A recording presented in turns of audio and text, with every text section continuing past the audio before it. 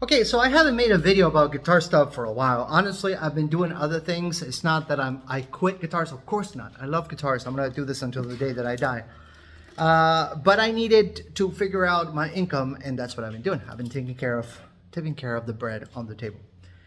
That said, I had a few friends approach me this week about some repairs, and so that's obviously welcome. And I am working on a few things today in the shop. Oops, I just dropped the bridge, but it doesn't matter. I'll show you guys in a second anyways. We'll do a close-up. This is a guitalele that a friend of mine brought, and she was having issues with the piezo pickup. It's one of those really weird microphone issues, pickup issues, where there's different volumes on different strings. And what is happening there, and this is kind of like a sad thing to tell somebody, is that the actual crystal, the little piezo thing that vibrates, it has some cracks on it. And that's why you start to get that volume issue. So most of the time, the repair is really just replace it. That said, we live in the middle of nowhere, so such a thing is not possible.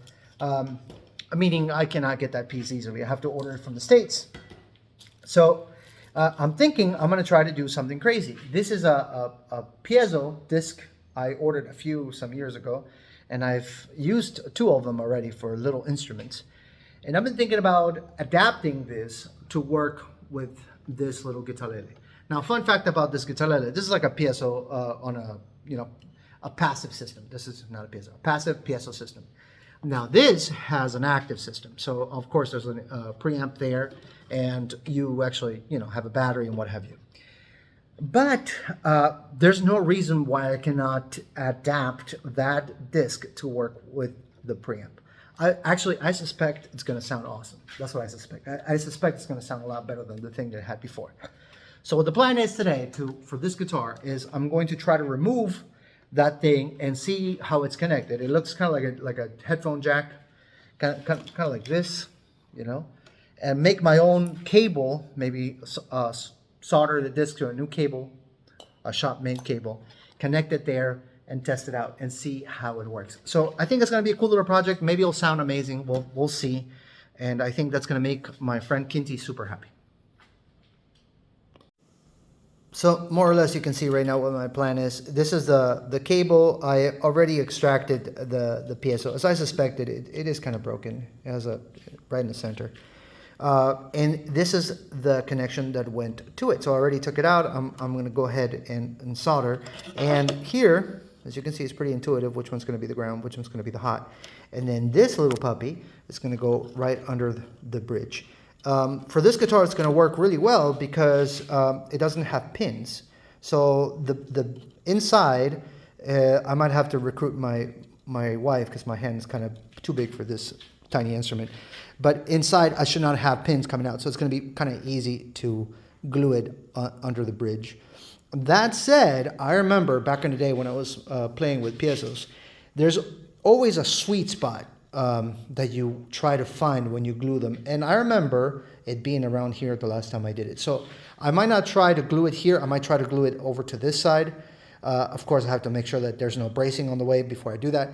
But technically, this is going to be a very easy repair, and I think it's going to sound great too. Here's a fun fact about this little modification that I'm doing. I already did it, by the way. It's all the way in here right now. I think that's going to be the sweet spot. Although this is not good, it's broken. If I remove it, then the bone saddle is going to be too shallow. So I'm just going to slap it in here. It's going to do absolutely nothing. It's going to work more like a shim. And and then string this puppy up. I already tested it. I plugged the amp and I started hitting it, and it works as I fully expected it to. So I'm gonna string it up again, tune it, and see how this puppy sounds. Okay, so it worked. Funny thing, I actually had to leave the potentiometer, is that how you say it, in the instrument. So now I have it hanging there. And that is because it was way too harsh. So like it had that quacky thing that sometimes piezos do. And I needed a resistance that would be 1 mega ohm. I'm sorry, not 1 ohm. And I didn't have it. But turns out the pot that comes with it is of that resistance. So I was able to kind of tune it. And And now it's working. It's obviously a little out of tune.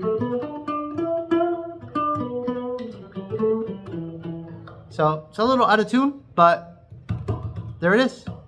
Of course, being a piezo is super sensitive, but I think it's going to work precisely for what she needed. All right, that's it for this video. Bye.